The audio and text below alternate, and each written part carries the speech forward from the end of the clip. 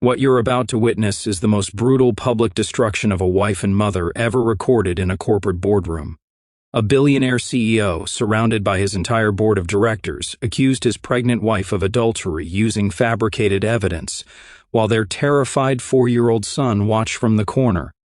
But here's the twist that will blow your mind. The woman they thought they destroyed would return 15 years later to own everything they took from her. And the revenge? It was so perfectly calculated that her ex-husband never saw it coming until it was too late. Have you ever been betrayed by someone you trusted completely? Someone who knew exactly how to hurt you where it would damage you most? Well, they thought they buried her forever, erased her from existence, made sure she could never recover. But what if the victim was actually the mastermind? What if every move, every business decision, every strategic partnership over the next 15 years was part of an elaborate plan to reclaim not just what was stolen, but everything her ex-husband had ever built? If you find value in stories that challenge your perspective on wealth and power, consider subscribing. Today we're examining a compelling case that raises important questions about accountability in the billionaire class. This is the story of Vivian Ashford, a 28-year-old software engineering genius whose brilliant mind had revolutionized artificial intelligence algorithms at Stanford University. She was the kind of woman who could solve problems that stumped entire teams of engineers, the kind of visionary who saw solutions where others saw impossibilities. 5 years earlier, she had married Benjamin Ashford, the 35-year-old CEO of Ashford Dynamics, one of America's largest technology conglomerates. Their wedding had been called the event of the season, a union between beauty and the beast of business. Benjamin had swept her off her feet, recognizing her potential and promising to build an empire together. Now, as Vivian walked through the marble floors of Ashford Tower, her heels clicking against the pristine surface, she felt like a ghost haunting her own life. The crystal chandeliers, the executive suites, the penthouse apartment, all of it felt like a golden cage that grew smaller every day. "Mommy, why does Daddy always look angry now?" asked Sebastian, their 4-year-old son, as she picked him up from the company's elite daycare center. Those innocent blue eyes, so much like his father's, searched her face for answers she couldn't provide. "Daddy's just busy with work, sweetheart," she whispered, though the lie tasted bitter. The truth was far more complicated and far more painful. For the past 2 years, Benjamin had been transforming into someone she didn't recognize. The man who once celebrated her innovations now dismissed her ideas. The husband who used to seek her counsel now excluded her from every important decision. The father who once played with Sebastian now barely acknowledged their son's existence. What Vivian didn't know was that Celeste Moreau had been slowly infiltrating their social circle. This stunning French art curator, with her platinum blonde hair and calculating amber eyes, had set her sights on Benjamin's fortune and was methodically dismantling his marriage from within. Celeste was a master manipulator who understood exactly how to play on a successful man's insecurities. She whispered doubts about Vivian's loyalty, questioned her commitment to the family, and gradually convinced Benjamin that his wife was plotting against him. Every charity gala they attended, Celeste was there, the sympathetic friend who listened to Benjamin's complaints about his distant wife. Every business dinner, she positioned herself as the understanding confidant who truly appreciated his genius. Every family vacation, she somehow appeared at the same resort, the same restaurant, the same exclusive events. But the most devastating secret of all was the one Vivian carried alone. That evening, as autumn rain battered the windows of their penthouse, she sat in the nursery she had lovingly decorated, staring at the pregnancy test in her trembling hands. 2 pink lines. After 2 years of trying, after countless nights of disappointment and Benjamin's growing accusations that she was defective, she was finally carrying their second child. She should have felt joy, but all she felt was dread. The timing couldn't have been worse. Her marriage was crumbling, her husband was becoming increasingly hostile, and now she was bringing another child into a home where love had been replaced by suspicion, and warmth had been replaced by calculated cruelty.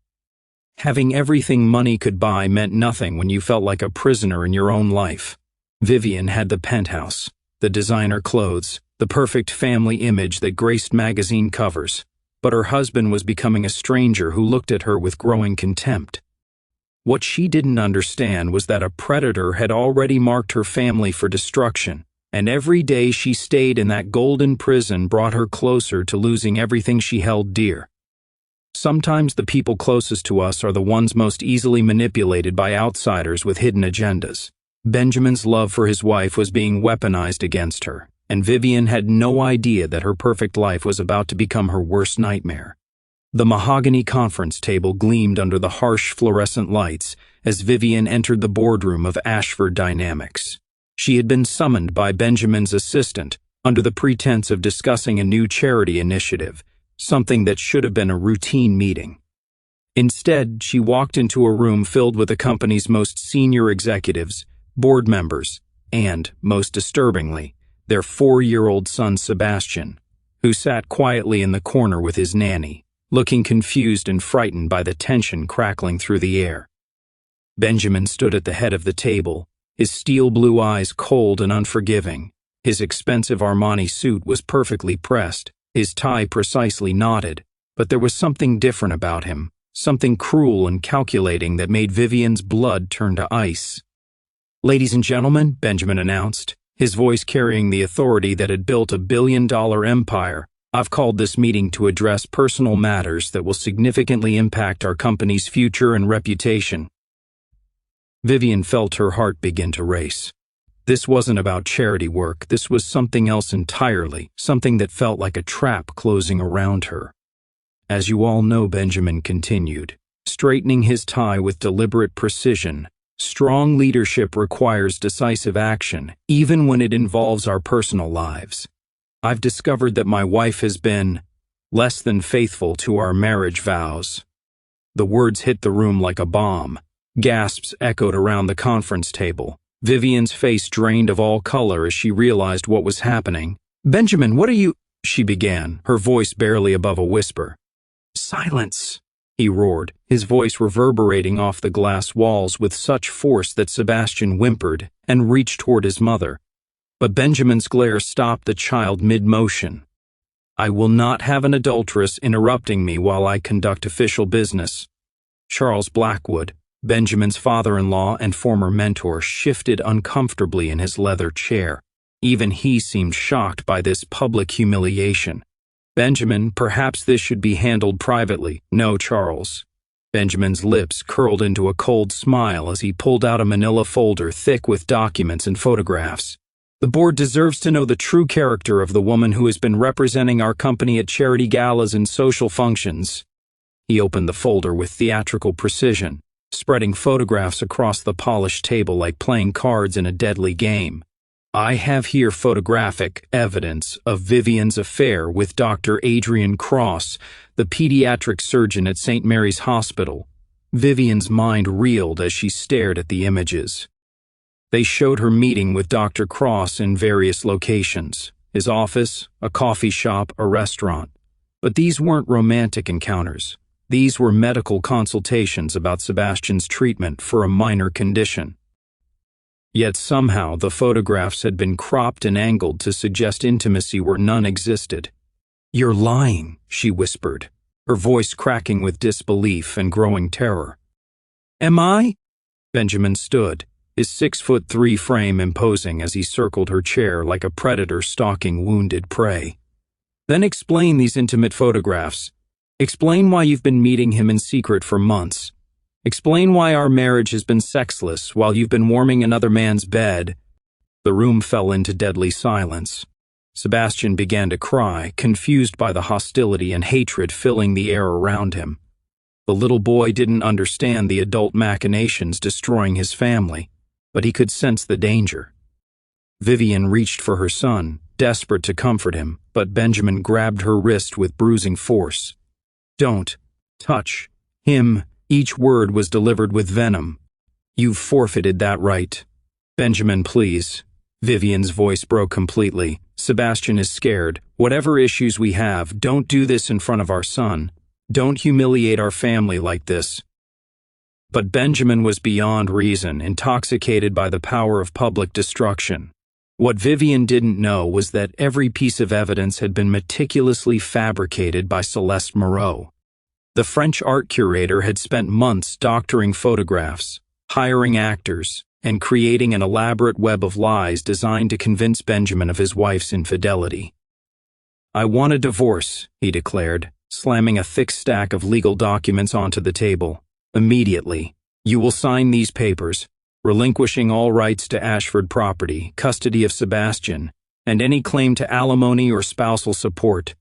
Vivian's hands shook as she looked at the divorce papers. The terms were absolutely devastating. She would leave with nothing, not even the right to see her son.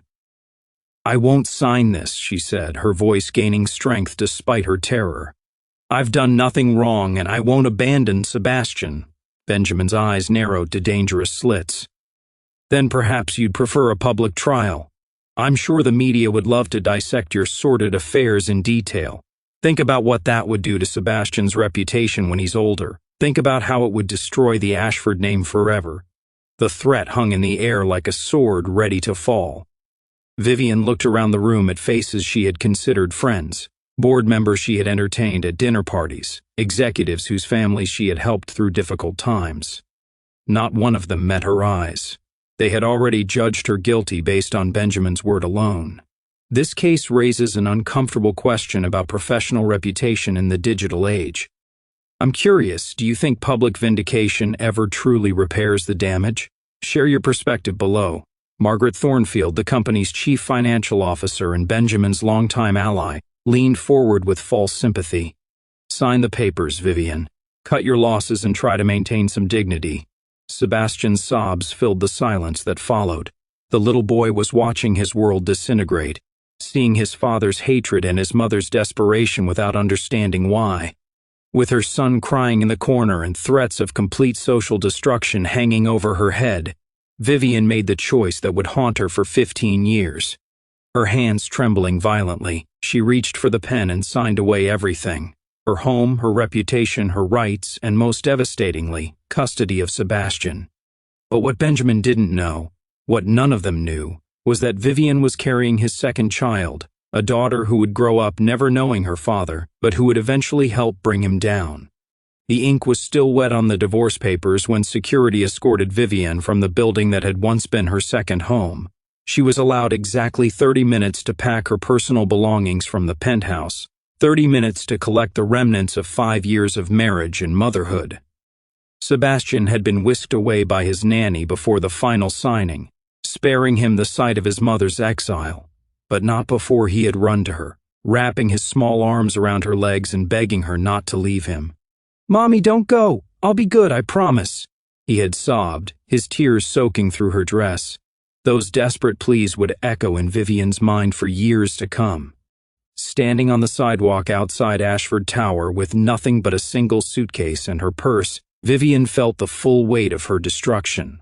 The morning papers would soon carry headlines about the dramatic divorce, painting her as an adulteress and gold digger who had been exposed and cast out by her righteous husband. She had nowhere to go. Her parents had died in a car accident during her second year of marriage, leaving her without family support. Her former friends from Stanford had either lost touch or were now too intimidated by the Ashford name to risk association with her. The few friends she had made during her marriage were all connected to Benjamin's social circle and had already turned their backs. But as she stood in the cold rain, one hand unconsciously protective over her still flat stomach, Vivian made a vow that would drive her for the next 15 years. She would survive this devastation. She would rebuild from nothing. And someday, somehow, Benjamin Ashford would pay for what he had done to her and to their son. The women's shelter in East Portland was a far cry from the luxury she had known, but it offered something more valuable than marble floors and crystal chandeliers: sanctuary. For the first month after her exile, she barely spoke, moving through the motions of survival, like a ghost haunting her own existence. The pregnancy made everything harder. Morning sickness struck with brutal efficiency, and she often had to excuse herself from job interviews to be sick in public restrooms. When potential employers searched her name online, they found carefully planted stories about her affair and disgraceful behavior, ensuring that even entry-level positions remained out of reach. Dr. Rachel Martinez, the shelter's counselor, was the first person in months to show Vivian genuine kindness without judgment. A former corporate lawyer who had reinvented herself after her own traumatic divorce, Dr. Martinez recognized the signs of systematic psychological abuse. "What you experienced was a calculated campaign of destruction," she told Vivian during one of their sessions. "Your husband didn't just divorce you, he assassinated your character and reputation to ensure you could never recover." Vivian nodded, finally understanding the nightmare she had lived through. "He made sure everyone would see me as the villain in our story." "But you're not a victim anymore," Dr. Martinez said firmly. "You're a survivor.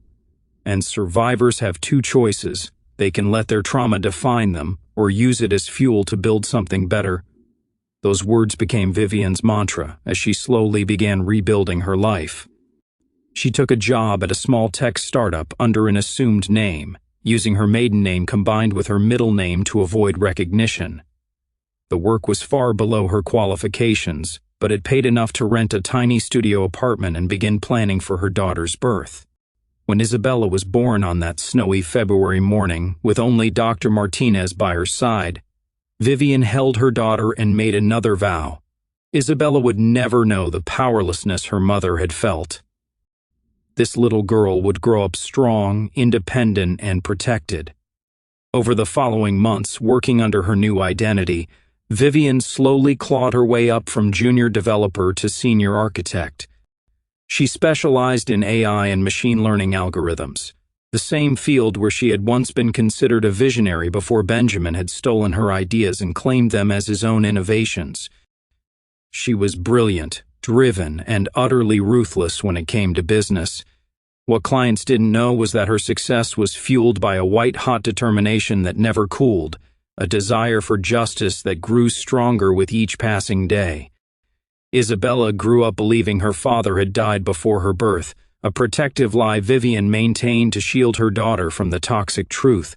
The little girl was bright, curious, and possessed an empathy that reminded Vivian of Sebastian at that age. Sometimes you have to let your old self die completely to become who you're meant to be.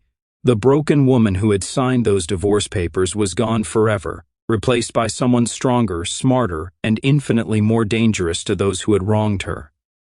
While Benjamin thought his ex-wife had disappeared into obscurity, Vivian was building an empire under her new identity. But this wasn't just about achieving success. Every business decision, every product launch, every strategic partnership was carefully designed to eventually challenge Ashford dynamics. Her consulting firm started small, taking on projects that bigger companies wouldn't touch. She specialized in AI and machine learning algorithms, the same field where she had once been considered a revolutionary before Benjamin had stolen her ideas and claimed them as his own innovations for Ashford Dynamics. But Vivian had learned something valuable during her time in the shadows. Patience was the most powerful weapon in business warfare. For the first 5 years, she deliberately avoided any direct competition with Ashford Dynamics, allowing Benjamin to assume his former wife had simply vanished into irrelevance. Instead, she focused on building relationships, gathering intelligence, and developing technology that would eventually challenge Benjamin's dominance. By Isabella's 5th birthday, her consulting firm had grown into a mid-level technology company she had carefully assembled, a team of brilliant engineers and strategists, many of whom had their own grievances against powerful corporations that had exploited or betrayed them. What her competitors didn't realize was that every hire was strategic, every partnership calculated, every innovation purposefully designed to target specific weaknesses in Ashford's business model. The systematic attack began in year 6. Whenever Ashford launched a new product, her company would release a competing solution that was superior, more affordable, and more innovative. The competition was driving down Ashford's market share and stock prices, though Benjamin remained oblivious to who was behind his company's struggles.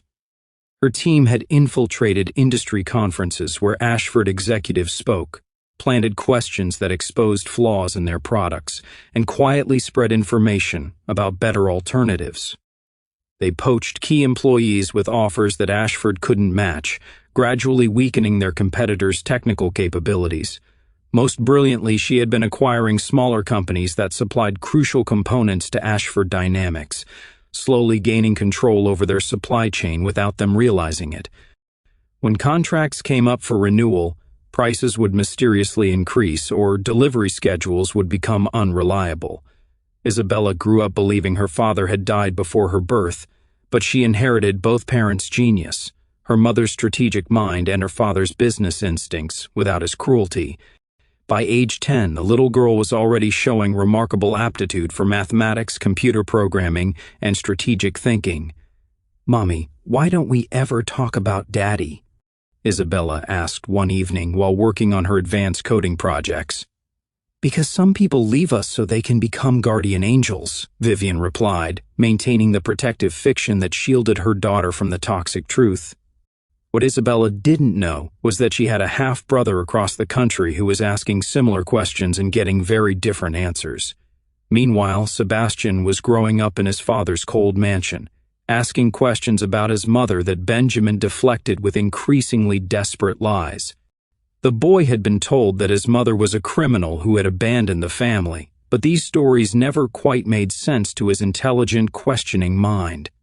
The sensitive, artistic boy that Benjamin saw as weak was actually developing investigative skills that would eventually expose the truth.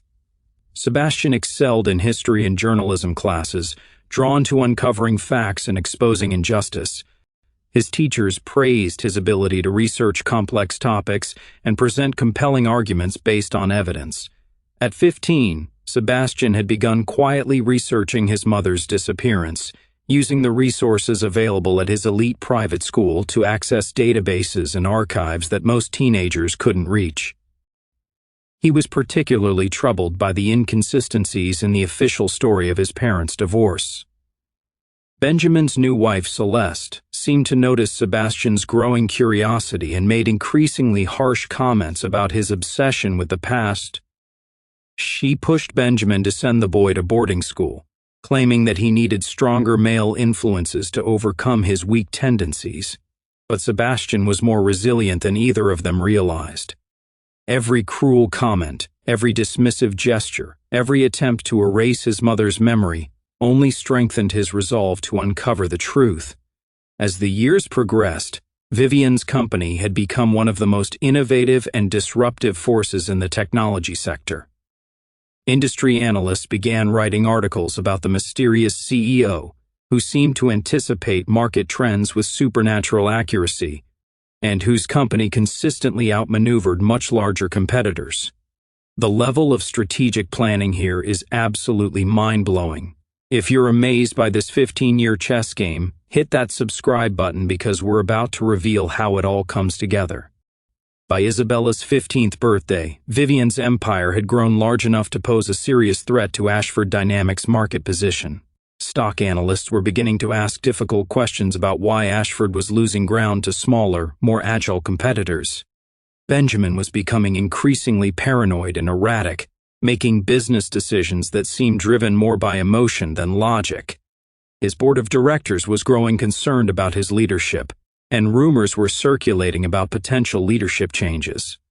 What none of them knew was that the woman they had destroyed 15 years earlier was now in a position to acquire their entire company, and she was finally ready to reveal herself to the world. At 18, Sebastian Ashford was studying investigative journalism at Harvard when he stumbled upon inconsistencies in his parents' divorce records that would shatter everything he thought he knew about his family. It started as a class assignment about corporate fraud, but Sebastian found himself drawn to cases involving powerful men who had destroyed their wives through legal manipulation. Something about these stories felt personal, familiar, like echoes of conversations he had overheard growing up. Using the research resources available through Harvard's extensive databases, Sebastian began examining publicly available court records from high-profile divorces. When he searched for his own parents' case, expecting to find routine paperwork, he discovered something deeply disturbing. The photographic evidence that had been used to prove his mother's alleged adultery looked professionally staged. The lighting was too perfect, the angles too convenient, the body language too rehearsed. Having studied media manipulation in his journalism courses, Sebastian recognized the hallmarks of fabricated evidence.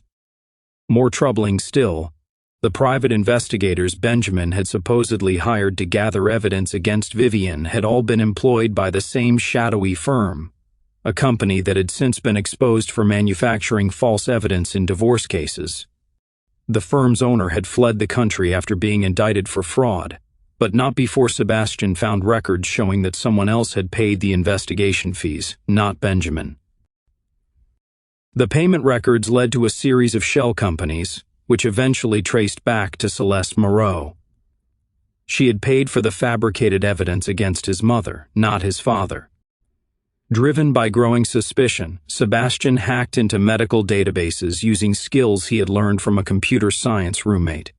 What he found about his stepmother's psychiatric history made his blood run cold. Celeste had undergone extensive treatment for delusional disorders and manipulative personality traits. Her medical records contained references to previous relationships with wealthy men that had ended in suspicious circumstances, including 2 cases where her partners had died of apparent heart attacks shortly after updating their wills in her favor. But the most shocking discovery came when Sebastian started researching successful technology companies that had been challenging Ashford Dynamics over the past decade. One name kept appearing in industry publications, the mysterious CEO whose company had been consistently outmaneuvering his father's business. The CEO's background was remarkably similar to his mother's: Stanford University, artificial intelligence expertise, the same age, even the same birthday. When Sebastian cross-referenced educational records and professional accomplishments, the pattern became undeniable. The woman running the company that had been systematically destroying his father's empire shared every significant biographical detail with his supposedly dead mother. Even more compelling, the CEO's daughter was exactly the right age to be his half-sister, the baby his mother had been carrying when she disappeared. When Sebastian realized that this mysterious CEO who had been outmaneuvering his father for years shared his mother's birthday, education, and expertise, the truth hit him like lightning. His mother wasn't dead. She wasn't hiding in shame. She was winning. For weeks after this discovery, Sebastian wrestled with conflicting emotions: anger at the deception that had shaped his entire childhood, grief for the mother-son relationship he had been denied, fear about confronting the elaborate lies that had defined his family. But gradually, anger gave way to admiration. His mother hadn't just survived Benjamin's attempt to destroy her. She had spent 15 years building something powerful enough to challenge him on his own terms. She had taken every advantage they had stripped from her and rebuilt it into something stronger. The decision to make contact wasn't made lightly. Sebastian spent days crafting and deleting emails, trying to find words adequate for a moment 15 years in the making. How do you reach out to a mother who had been erased from your life? How do you apologize for believing the lies told about her? In the end, he chose simplicity over eloquence. Sebastian sent one email that would change everything. "I know who you are, Mom. We need to talk." He included enough details to prove he had uncovered the truth about the fabricated evidence, Celeste's criminal history, and her new identity. Most importantly, he included a photo of himself, no longer the terrified 4-year-old who had watched her exile, but an 18-year-old young man who had inherited her intelligence and her sense of justice. When he pressed send, Sebastian felt something he hadn't experienced since early childhood: hope that his family might somehow be restored. Across the country, Vivian was reviewing quarterly reports when her assistant flagged an urgent email. For the first time in 15 years, her carefully constructed emotional walls began to crumble. Her son, her brilliant, beautiful son who had been stolen from her, had found her. The 15-year separation was finally coming to an end. They agreed to meet at a small cafe in neutral territory. far from Portland, and far from New York, where Benjamin might have surveillance. Vivian arrived early, her hands shaking as she waited for the young man she had last seen as a terrified 4-year-old. When Sebastian walked through the door, she felt her breath catch in her throat. After 15 years, she was seeing her son again, no longer the frightened child, but an 18-year-old young man with his father's strong jawline and blue eyes, but something gentler in his expression, something that reminded her of the boy who used to ask endless questions about everything. He was tall and lean, with the kind of quiet intensity that suggested deep thinking rather than aggressive ambition.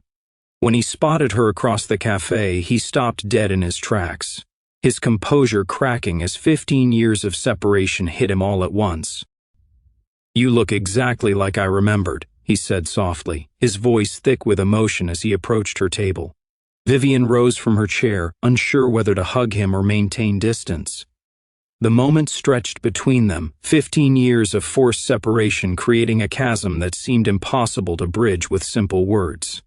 "I'm sorry," Sebastian continued, moving closer. "I'm sorry it took me this long to find you. I'm sorry I believed the lies about you. I'm sorry I didn't fight harder to stay with you when I was little."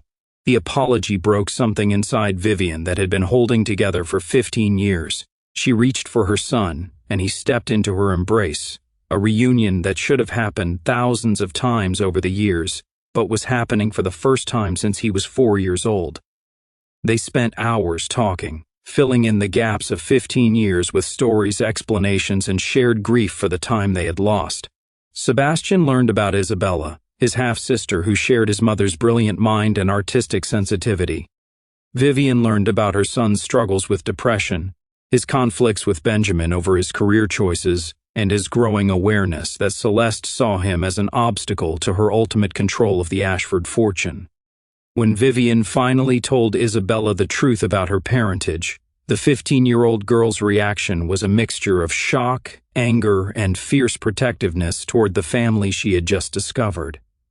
"So I have a father who tried to destroy you, and a half-brother who's been manipulated his whole life?" Isabella asked, her analytical mind already processing the implications. "You have a family that's been broken but is finally coming back together," Vivian replied carefully. But their reunion was overshadowed by devastating news that Sebastian had uncovered. Through his investigation into Celeste's background, he had discovered something terrifying. She wasn't just an opportunistic gold digger looking for wealthy husbands. "She's done this before," Sebastian explained, his voice dropping to a whisper. "I found records of at least 4 previous marriages to wealthy men. In every case, the man's first wife was discredited and divorced under suspicious circumstances. Within 2 years of each marriage, the husband died of apparent heart attacks or strokes." Vivian felt ice water flood her veins as she realized how close she might have come to becoming another casualty in Celeste's deadly game. "The medical examiners never found evidence of foul play," Sebastian continued, "but the timing was suspiciously convenient. Each time, Celeste inherited everything and disappeared to a new city with a new identity." "Your father is in danger," Vivian said quietly, the words strange to speak after 15 years of hatred. "I think you might be too," Sebastian replied. "She's been asking questions about you, trying to find out if you're really gone or if you might resurface someday. If she discovers you're alive and successful, you could become a threat she needs to eliminate." For the first time since their reunion began, the 3 family members sat in silence, processing the magnitude of the danger they were facing. Celeste wasn't just the woman who had destroyed their family. She was a predator who had killed before and would kill again to protect her secrets. Sometimes the people who destroy your family become the very reason you fight to save what's left of it. Vivian realized that her 15-year plan for justice had just become a race against time to save the man who had wronged her and protect the children who meant everything to her. Vivian's final gambit was brilliant in its simplicity and devastating in its execution. She would use Celeste's own methods against her, creating a scenario where the truth would be exposed in the most public and humiliating way possible. First, her company announced a hostile takeover bid for Ashford Dynamics, offering to purchase the company at a price that was simultaneously generous enough to attract shareholders and low enough to suggest that Ashford was in serious financial trouble. The announcement sent shockwaves through the business community and triggered a media frenzy that put enormous pressure on Benjamin's already fragile mental state. Benjamin, his judgment clouded by months of psychiatric medications that Celeste had been secretly adding to his food and drinks, responded exactly as Vivian had predicted, with rage, paranoia, and threats of legal action that only made him appear more unstable to investors and the public. But the most crucial element of the plan required Sebastian to take an enormous personal risk. He would confront Celeste directly while wearing a recording device, hoping to capture her confession before she could eliminate the evidence of her crimes. The confrontation took place in Benjamin's home office on a Tuesday evening when he was attending an emergency board meeting about the takeover bid. Sebastian presented Celeste with copies of her medical records, photographs of her with previous victims, and documentation of the illegal drug regimen she had been administering to his father. "I know who you are," Sebastian said, his voice steady despite his inner terror. "I know what you did to my mother, what you're doing to my father, and what you're planning to do to me." For a moment, Celeste maintained her mask of shocked innocence, but when she realized the extent of Sebastian's evidence, her facade cracked completely.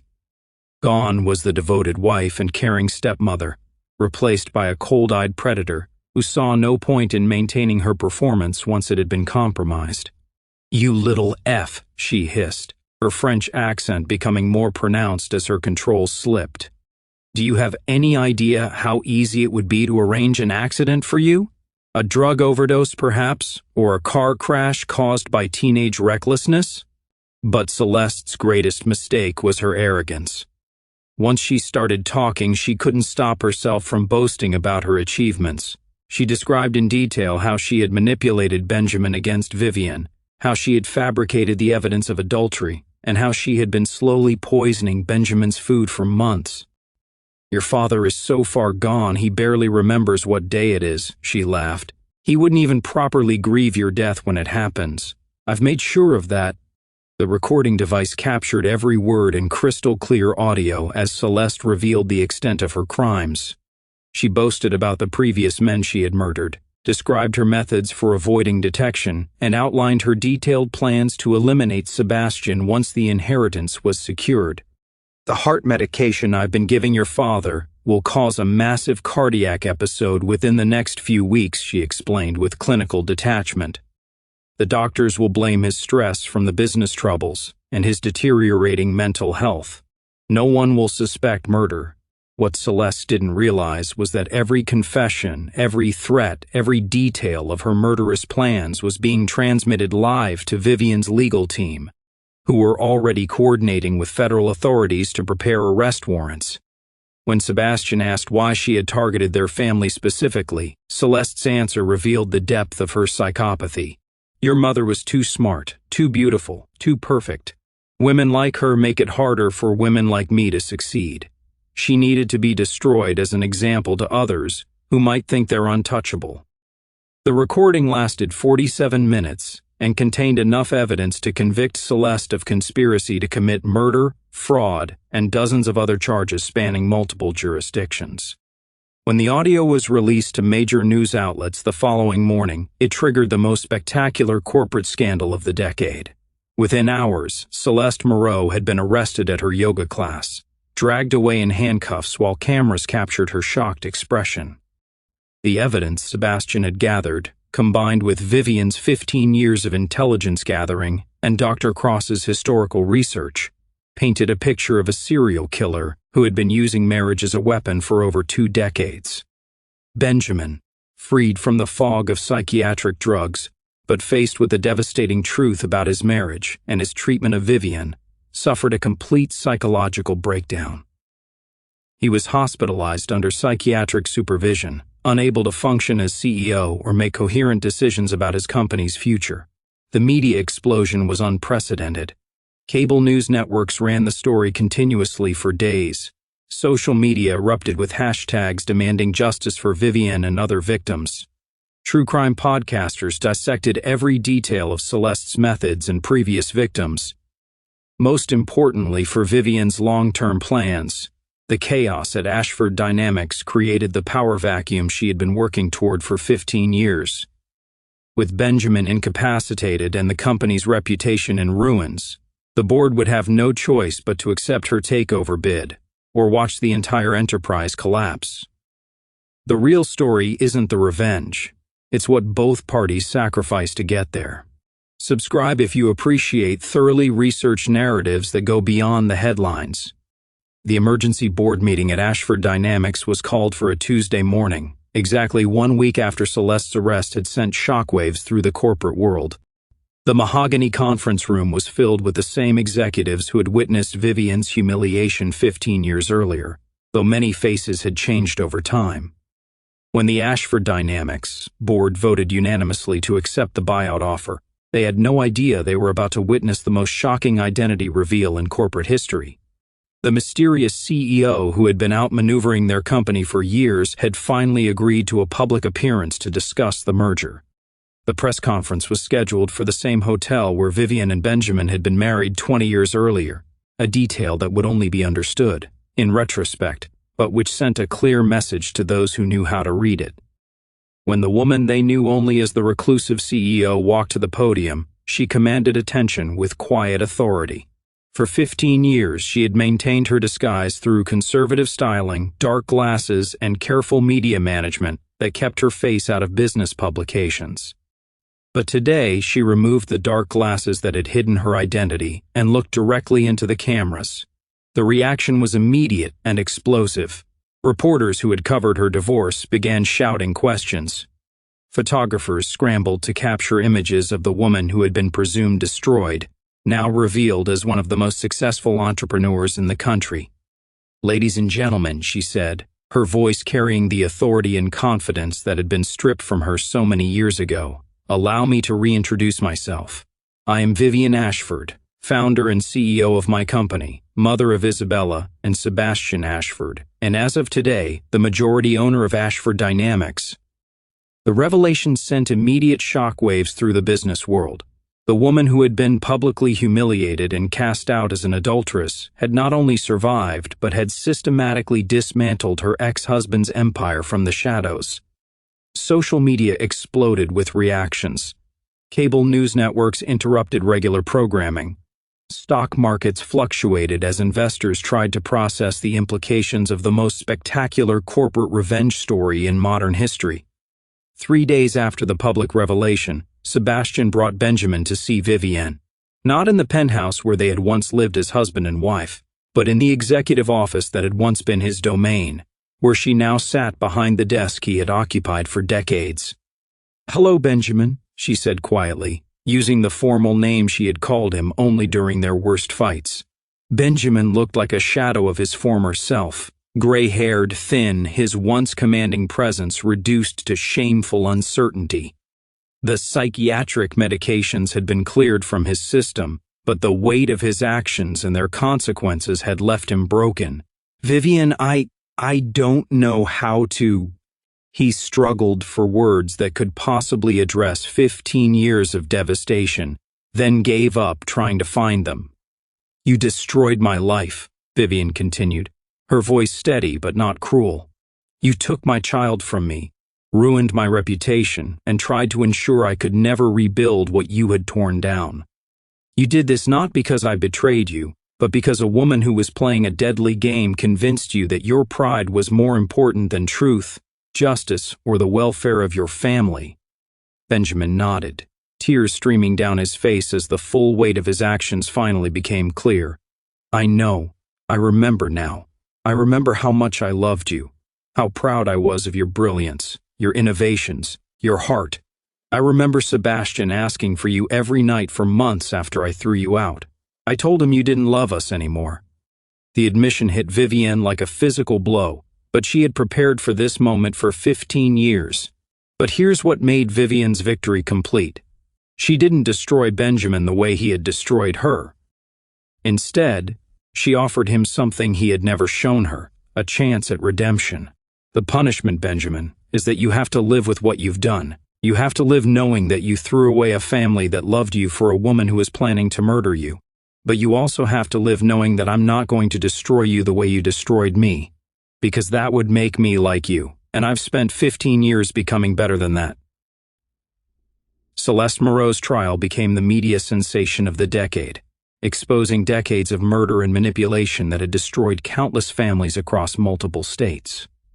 Federal prosecutors presented evidence linking her to the deaths of at least 6 wealthy men, each killed through carefully administered heart medications that induced fatal cardiac episodes. The woman who had destroyed so many lives through calculated charm and systematic poisoning finally faced justice. Her conviction on charges of murder, conspiracy, fraud, and racketeering resulted in 6 consecutive life sentences without the possibility of parole. For the first time in her criminal career, Celeste's manipulative powers proved useless against overwhelming evidence and witness testimony. But the real transformation happened within the Ashford family itself. The merged company became the most innovative technology corporation in the nation, but more importantly, it became a symbol of what's possible when people choose healing over revenge. Under Vivian's leadership, the company pioneered breakthrough advances in artificial intelligence, medical technology, and clean energy solutions. Sebastian, now 21, and balancing college studies with learning the family business, brought his investigative skills and social conscience to the company's ethics and transparency initiatives. Isabella, at 18 and having deferred college admission to work on educational technology startups, had developed programs that provided free AI tutoring to underprivileged children. She possessed her mother's brilliant mind and strategic thinking, but had also inherited a compassion that would guide the company's charitable efforts for decades to come. Benjamin's transformation was perhaps the most remarkable of all. The man who had once been cruel and controlling slowly learned to become a father worthy of his children's respect. It wasn't easy, and trust wasn't rebuilt overnight, but redemption proved possible through consistent actions rather than empty words. He attended therapy regularly, worked to understand how he had been manipulated, and gradually developed relationships with both Sebastian and Isabella based on honesty rather than control. While he would never again hold executive power, he contributed his business experience, while acknowledging that better leadership had taken the company to heights he never could have achieved alone. Most importantly, Vivian used her wealth and influence to create lasting change for others facing similar situations. She established legal assistance funds for women fighting difficult divorces, funded shelters and counseling services, and lobbied for changes in laws that made it easier for abusive partners to manipulate the legal system. The penthouse that had once been her prison was converted into a residential facility for women and children escaping domestic violence. The entire building was renovated to provide safe housing, legal assistance, counseling services, and job training programs that helped victims rebuild their lives with dignity and independence. Through this work, Vivian learned 3 crucial life lessons that she shared with everyone she helped. First, power built on cruelty inevitably crumbles, but power built on justice creates lasting change. Benjamin's empire had been built through intimidation and control, making it vulnerable to the very tactics he had used against others. Vivian's success was founded on innovation, fairness, and lifting others up, creating a legacy that would endure. Second, sometimes the worst things that happen to us become the foundation for the best things we eventually create. Without experiencing devastation firsthand, Vivian might never have developed the determination, strategic thinking, and empathy that enabled her to help thousands of other families. Third, true victory isn't destroying your enemies. It's building something so much better that their destruction becomes irrelevant. By choosing redemption over revenge, Vivian had created something more powerful than any act of destruction could have achieved. 5 years after the merger, the family gathered for dinner in Vivian's comfortable home, a place designed for actual family life rather than impressing business associates. Sebastian was completing his graduate studies while preparing to take on greater responsibilities in the company. Isabella had been accepted to MIT but was continuing her work on educational technology. Benjamin attended these gatherings as a welcomed but humbled member of the family he had once nearly destroyed. The conversation that evening turned to the impact their story had made on other families. Letters arrived weekly from women who had found courage to leave abusive situations, men who had recognized manipulation in their own relationships, and children who had been reunited with parents they thought they had lost forever. Vivian's story challenges conventional wisdom about professional revenge. If this analysis added value to your day, consider subscribing. I'm particularly interested. Do you think her approach would work in today's corporate climate? Remember, in a world where the powerful often abuse the vulnerable, sometimes it takes someone who's been destroyed to show us how to build something truly worth building.